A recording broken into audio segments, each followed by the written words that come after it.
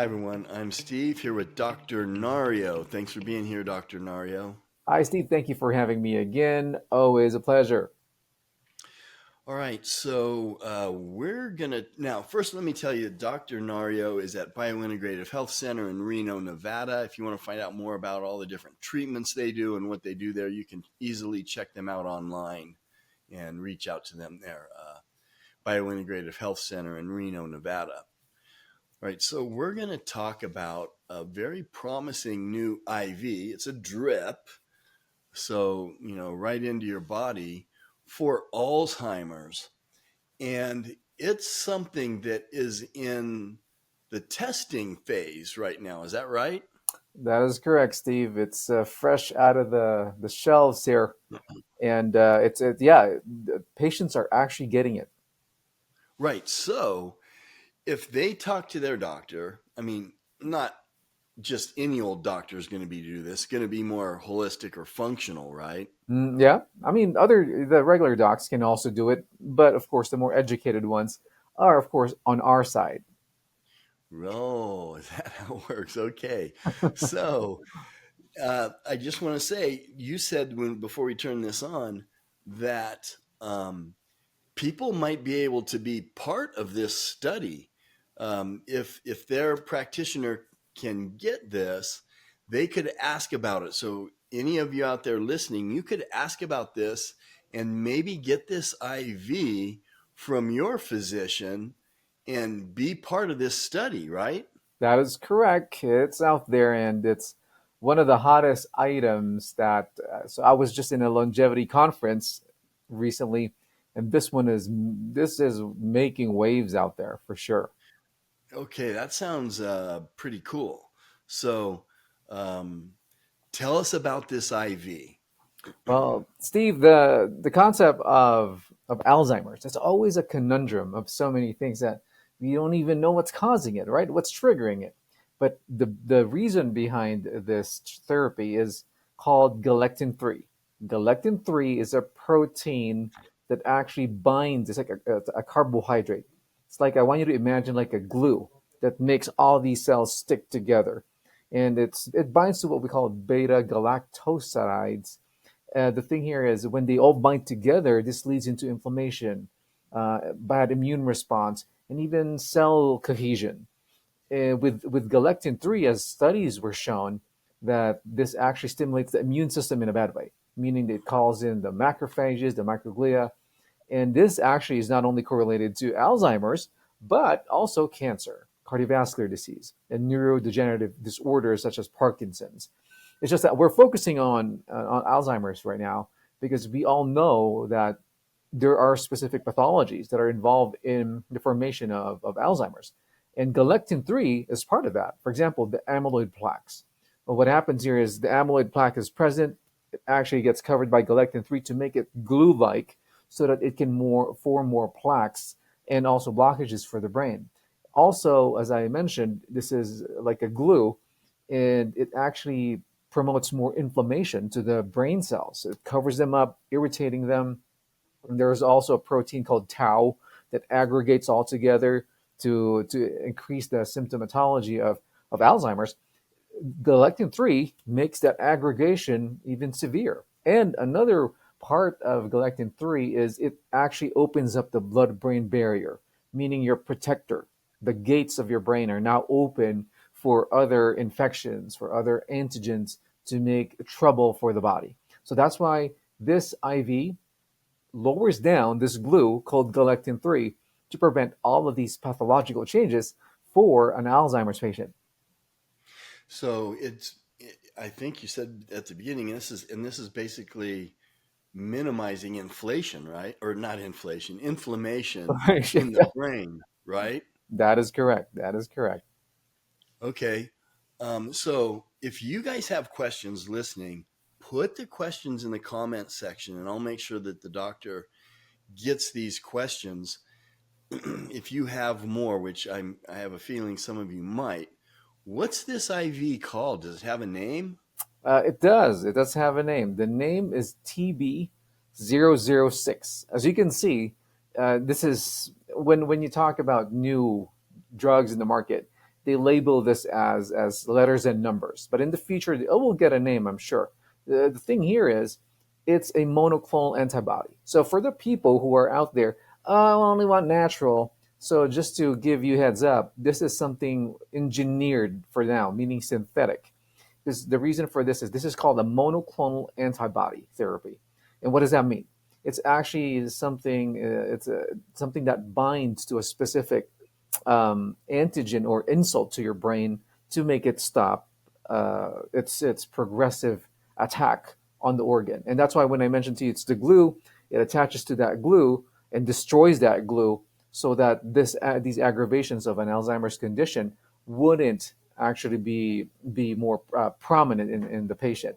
And that's why when you think about these most simple things, as I mentioned to you, this is something that when I said it's still new, it's going through phases of clinical trials.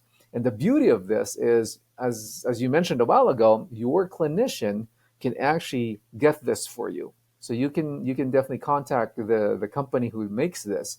And right now, currently, this is actually ongoing phase 2 clinical trial involving at least 157 patients with mild to moderate to severe Alzheimer's disease, and have been showing improvements and functional metrics that are actually going higher than when they started. And this is only 1 month of therapy compared to the group that didn't receive it. And that's why it really has a huge potential in relation to being a therapeutic option for Alzheimer's. So did you say that they call it TB006? That is correct. TB006. So you could ask your physician about this study. That sounds very exciting, and I think a lot of people would want to try it. It's just an IV, and Mhm. you said that the early trials are really. It sounds like it's getting very promising results. That is correct. Well, if you also, Steve, compare this to the current in armamentarium that we have with Alzheimer's, there's really nothing much for Alzheimer's. For example, we have a medication that's called memantine, and it's for what we call the excitatory part, calming the brain down for these patients, which is the glutamate part of it. It has bad side effects, dizziness, confusion. Alzheimer's patients are already confused. You add more confusion to them. And also, this is, according to the studies, it's only symptomatic. It doesn't control the actual disease. Another one is a medication called, I guess, the acetylcholinesterase inhibitors, which actually promotes more acetylcholine in the brain.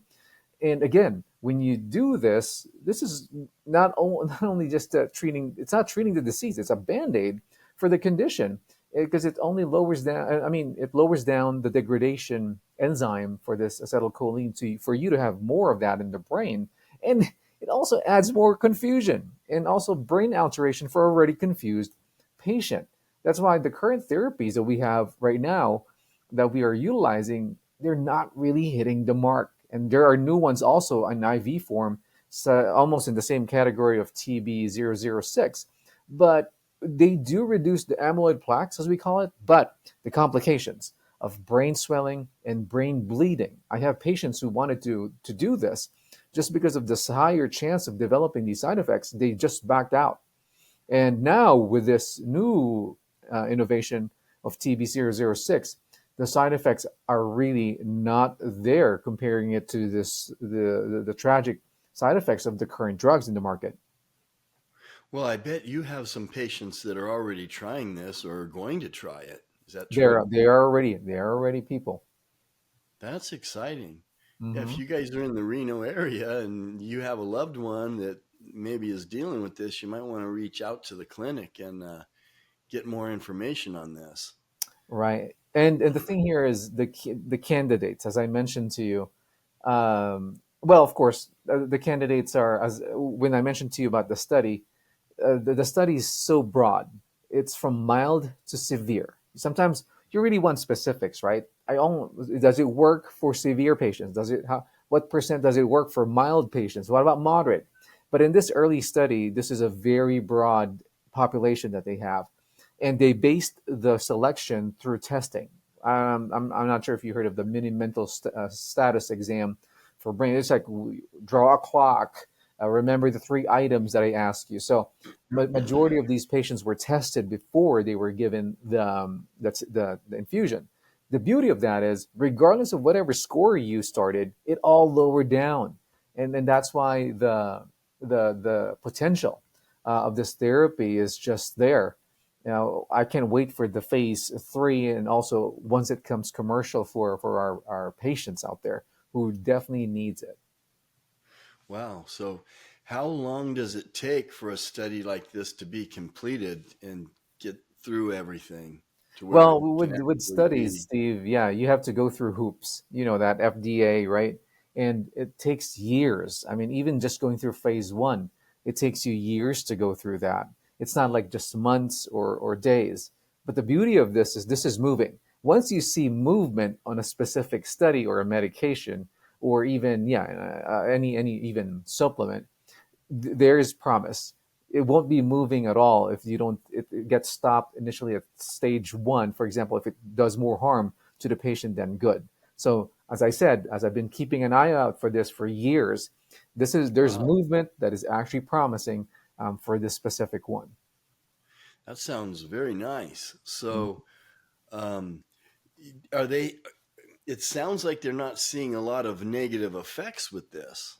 Really, not. The only thing that they've noted were actually the infusion reactions. For example, you got a needle on your vein, inflammation, right? Sometimes it's irritating, but nothing really to the point that anaphylactic reactions, people just dying from a specific complication like brain bleeding, like the other IV therapies that are out there right now for Alzheimer's, like lecanemab.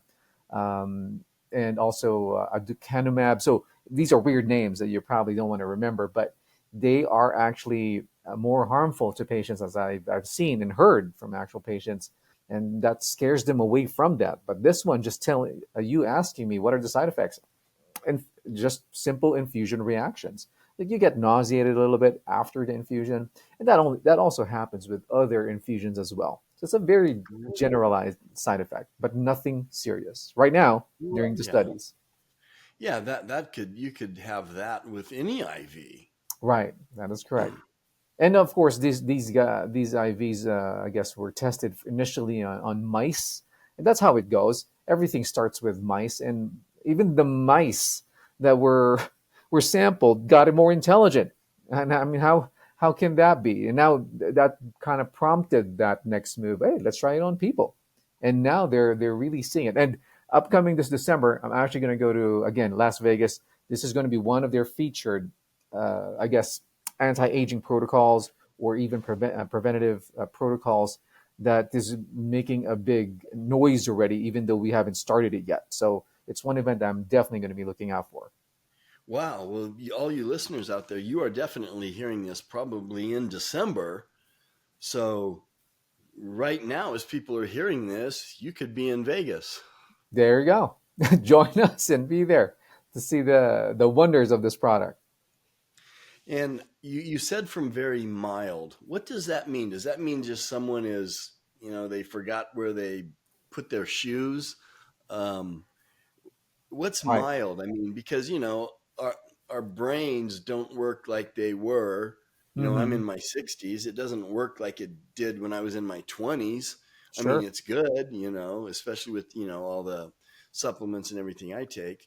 Right. But this could be used for someone who's really in the pre Alzheimer type Mm-hmm. situation, right? That's right. So that's a good question. How do you define mild dementia?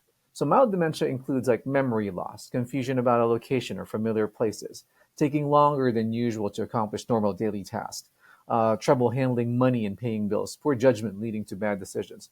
Of course, some loss of spontaneity and sense of initiative, and even mood and personality changes. So, question here is how severe is that? So, I always want to tell patients about baselines. If this patient actually, hey, can you compare yourself to your old self in terms of these specific assessments, and how severe is that? If they say, yeah, I'm kind of like a little different, a good example for you would be I'm driving and I always take this route, and I suddenly forgot this route and didn't get to the grocery store. So that's already a clue for me. Hey, something's going on. This is not definitely the normal of this patient.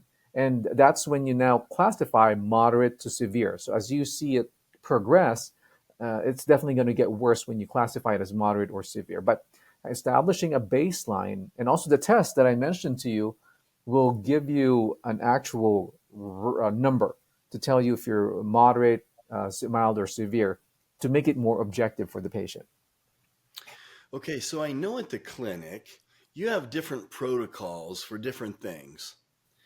And so I know that you're going to Las Vegas to get more information on this, but do you have a guess right now on what a protocol could be? I mean, can you just go in and someone who's very mild, has very mild issues, just go in and do it one time? Or would you do it once a week? Or Hmm. any idea on that yet? Once a week for a month, once a week for 3 months, twice a week?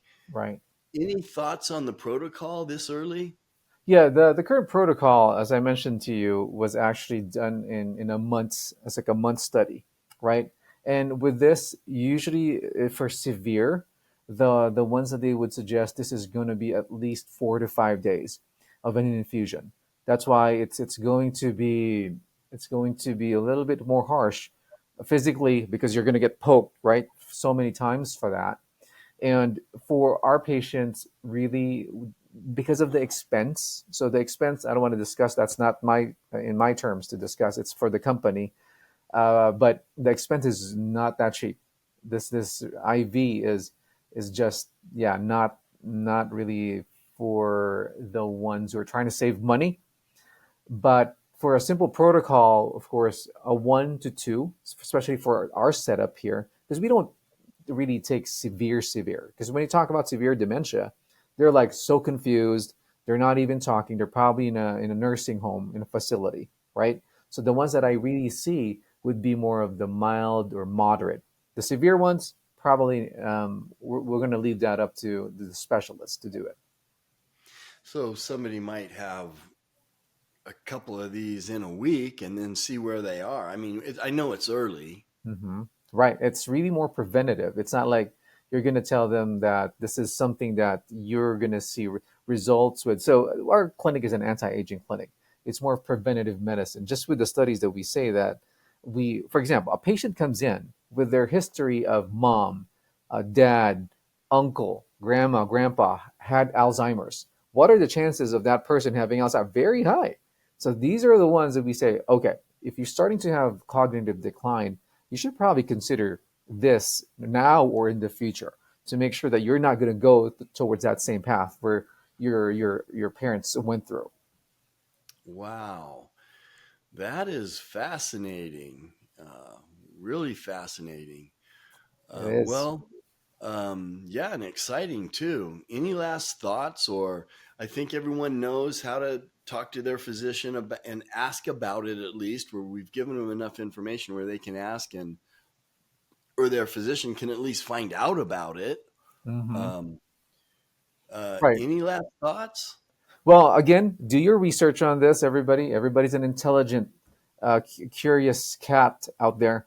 This is yeah. The product is actually, anybody can Google things out. TB006, and you look at it and find the company, and you can definitely ask them, or you can actually tell your doctor about this, and they themselves can get it for you, and they're comfortable doing it in their facility for you, definitely they can. And the company trains clinicians. That's the best part about that.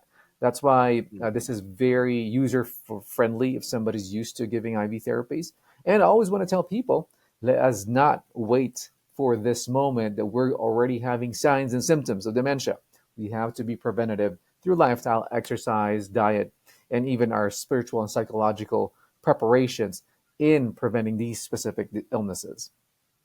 That is great information, doctor, and it's sounds exciting, an opportunity for people to get in on the ground floor and really try something that sounds like it's working, and it doesn't seem like there's any risks. I know it's still in a So trial and we're far, still so far. waiting to see, but we appreciate that information. And thank you so much for giving it to us, and we will see you next time. Well, Steve, thank you again for having me. As we all know, that knowledge is power. And thank you for letting me provide you with edge on longevity and health maintenance, which I call the biological edge or the bio edge.